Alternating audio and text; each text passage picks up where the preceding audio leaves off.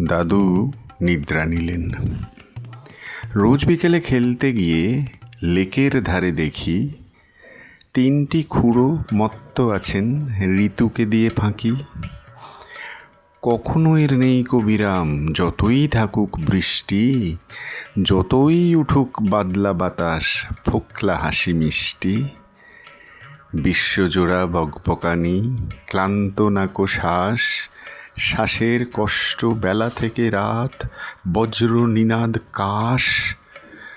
চলত সেথা নিত্যদিন, মাত্ত যে তিন চিত্ত, সরল মনের কল্পনা সব সদাই ছিল দৃপ্ত।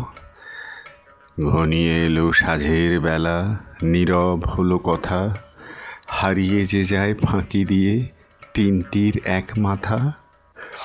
আজও তবু নিয়ম মাফিক দেখা হবে সেই লেকে, আসন পেতে বসবে পাশে দু বন্ধু একসাথে।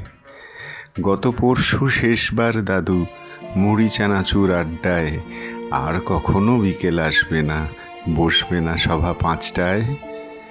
ওনারও বড় ইচ্ছে ছিল কাঁধে নিয়ে যেন রাস্তায়, খই ছড়িয়ে হরিধ্বনি চন্দনেরই শয্যায়।